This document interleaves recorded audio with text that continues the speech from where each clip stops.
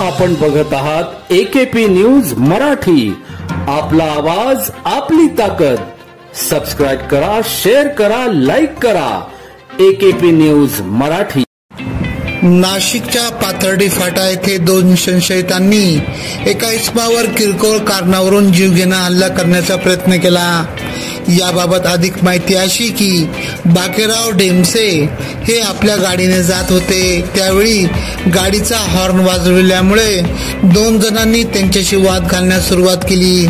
त्यांच्याजवळ कोयता देखील होता, तो त्याने उघडण्याचा प्रयत्न केला। त्यावेळी 2 संशयितांपैकी एकाने गाडीवर दगड टाकत काचा फोडल्या, तसेच हातात कोयता घेऊन बाकेराव डेमसे यांच्यावर हल्ला करण्याचा प्रयत्न केला। बाकेराव डेमसे हे शिवसेना गटाचे पदाधिकारी मदन डेमसे यांचे वडील आहेत। भर दिवसा हा प्रकार होत असताना नागरिक मध्ये न पडता फक्त बघ्याची भूमिका घेत होते। या प्रकरणी इंदिरानगर पोलीस अधिक माहिती घेत आहेत। AKP न्यूज साठी ब्युरो चीफ अनवर खान पठाण, नाशिक।